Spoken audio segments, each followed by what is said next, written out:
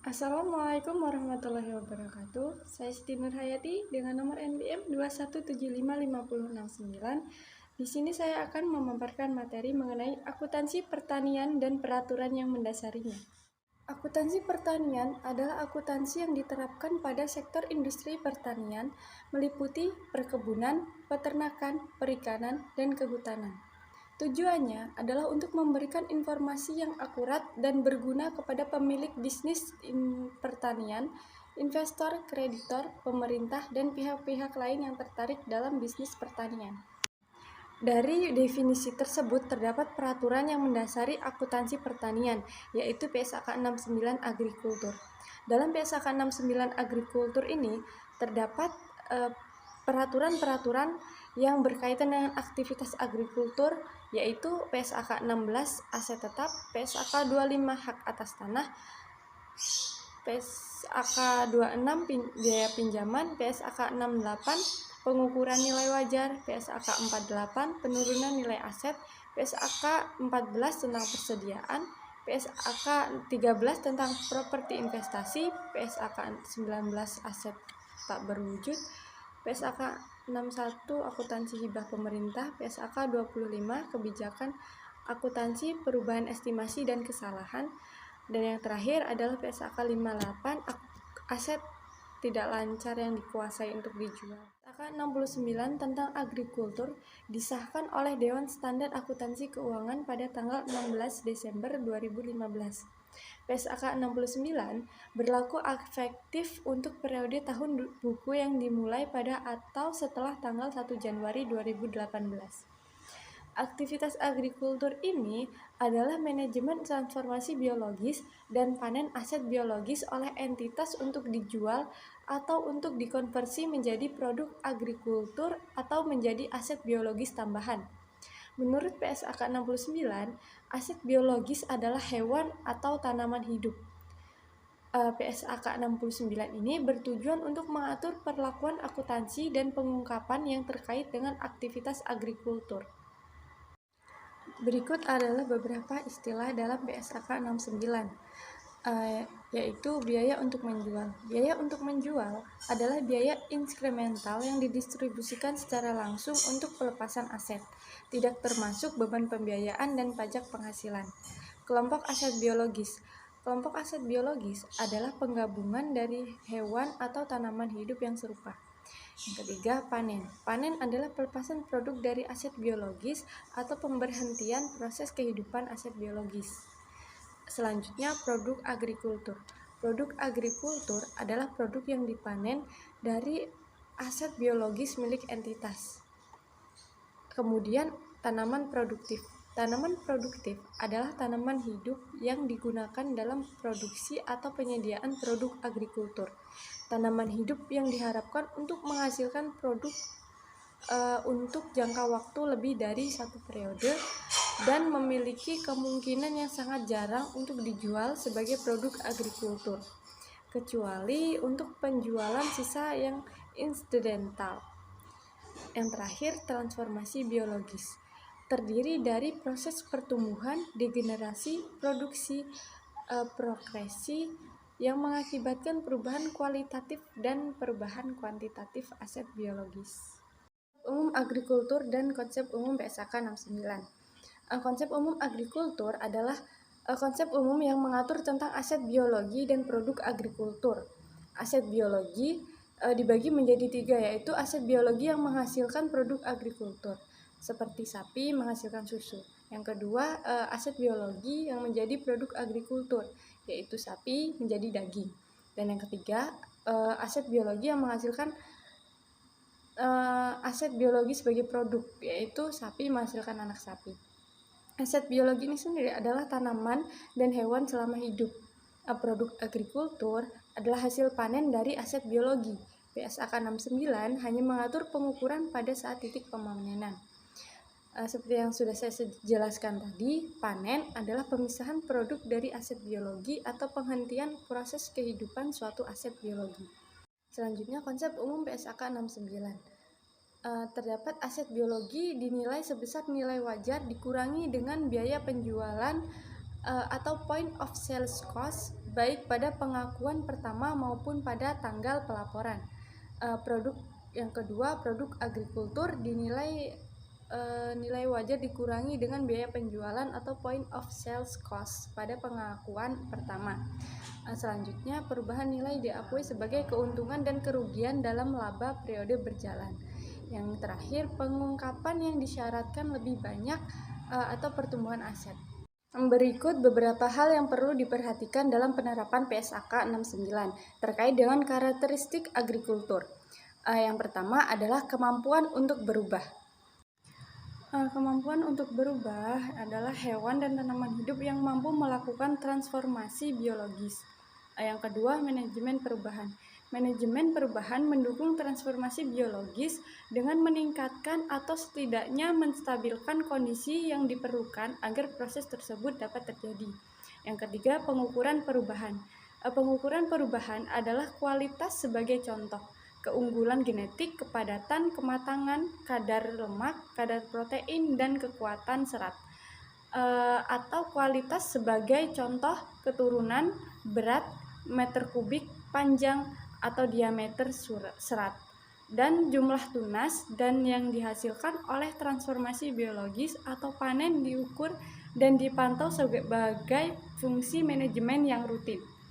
Selanjutnya, ruang lingkup PSAK 69. Ruang lingkup tersebut mencakup aset biologis kecuali tanaman produktif, produk agrikultur pada titik panen, dan hibah pemerintah yang termasuk dalam paragraf 34 dan 35. Yang tidak diterapkan adalah tanah terkait dengan aktivitas agrikultur, tanaman produktif yang terkait dengan aktivitas agrikultur, hibah pemerintah yang terkait dengan tanaman produktif, dan aset tak berwujud yang terkait dengan aktivitas agrikultur. Persediaan setelah agrikultur dipanen, misal setelah diolah dalam PSAK 14 persediaan. Berikut ini adalah contoh aset biologis. Dapat dilihat terdapat aset biologis, produk agrikultur, dan hasil pemrosesan setelah panen. Contohnya domba. Domba menghasilkan produk agrikultur berupa wool dan hasil pemrosesan adalah benang karpet. Yang kedua, pohon dalam hutan kayu menghasilkan produk agrikultur pohon tebangan, dan hasil pemrosesan pohon dalam hutan kayu adalah kayu gelondongan atau potongan kayu. Yang ketiga, sapi perah. Sapi perah menghasilkan produk agrikultur susu dan setelah pemrosesan dapat menjadi keju, dan seterusnya. Pengakuan dan pengukuran. Pengakuan adalah entitas mengakui aset biologis atau produk agrikultur jika dan hanya jika entitas mengendalikan aset biologis sebagai akibat dari peristiwa masa lalu. Yang kedua, besar kemungkinan manfaat ekonomik masa depan yang terkait dengan aset biologis tersebut akan mengalir ke entitas, dan nilai wajar atau biaya perolehan aset biologis dapat diukur secara handal. Selanjutnya, pengukuran. Pengukuran aset biologis diukur pada saat pengakuan awal dan setiap akhir periode pelaporan. Pada nilai wajar dikurangi biaya penjualan, kecuali nilai wajar tidak dapat diukur secara handal. Sedangkan produk agrikultur yang dipanen dari aset biologis milik entitas diukur pada nilai wajar dikurangi biaya penjualan pada titik panen. Dalam hal ini, nilai wajar tidak dapat diukur secara andal. Aset biologis diukur pada biaya perolehan dikurangi akumulasi penyusutan dan akumulasi kerugian penurunan nilai. Jika tadi pengakuan dan pengukuran, sekarang adalah penyajian dan pengungkapan.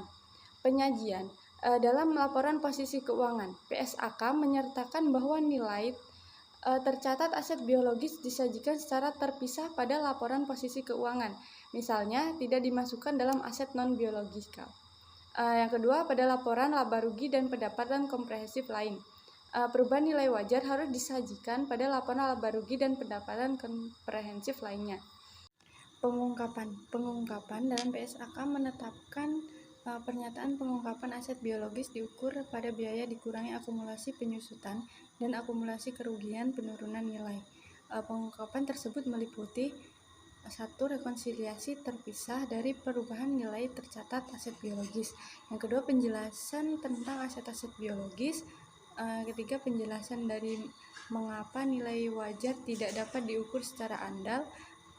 Selanjutnya, sebuah pernyataan pada kisaran mana perkiraan nilai wajar sangat mungkin berada.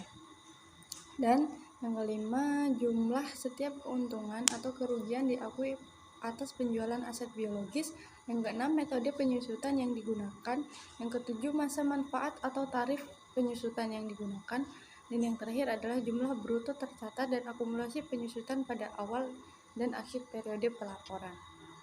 Berikut ini adalah contoh penyajian aset biologis pada laporan posisi keuangan dan laporan laba rugi dan penghasilan komprehensif lain. Dapat dilihat dalam laporan posisi keuangan terdapat akun-akun subtotal aset biologis dan pada laporan laba rugi dan penghasilan komprehensif lain terdapat nilai wajar susu yang diproduksi atau keuntungan yang timbul dari perubahan dalam nilai wajar dikurangi estimasi biaya penjualan dari ternak susu. Akun tersebut adalah akun yang disebut aset biologis. Selanjutnya, keuntungan dan kerugian. Keuntungan atau kerugian yang timbul pada saat pengakuan awal aset biologis pada nilai wajar dikurangi biaya untuk menjual dan dari perubahan nilai wajar dikurangi biaya untuk menjual aset biologis.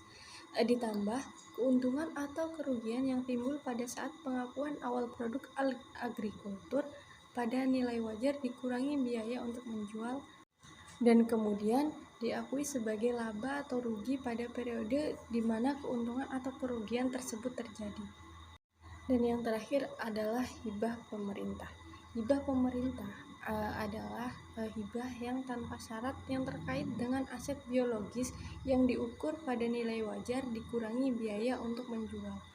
Diakui dalam laba rugi ketika dan hanya ketika hibah pemerintah tersebut menjadi piutang. Jika hibah pemerintah yang terkait dengan aset biologis yang diukur pada nilai wajar dikurangi biaya untuk menjual adalah bersyarat, di mana pernyataan ini mensyaratkan perlakuan yang berbeda dari PSAK 61, yaitu mengenai akuntansi hibah pemerintah dan pengungkapan bantuan pemerintah. Jika hibah pemerintah berkaitan dengan aset biologis yang diukur pada nilai wajar dikurangi biaya untuk menjual, atau hibah pemerintah mensyaratkan entitas untuk tidak terlibat dalam aktivitas agrikultur tertentu. Berikut adalah pengungkapan hibah pemerintah. Yang pertama, sifat dan cakupan hibah pemerintah yang diakui dalam laporan keuangan. Yang kedua, kondisi yang belum terpenuhi atau kontingensi lain yang melekat pada hibah pemerintah, dan penurunan nilai signifikan yang diperkirakan dalam jumlah hibah pemerintah. Sekian video dari saya, kurang dan lebihnya saya mohon maaf. Saya akhiri, wassalamualaikum warahmatullahi wabarakatuh.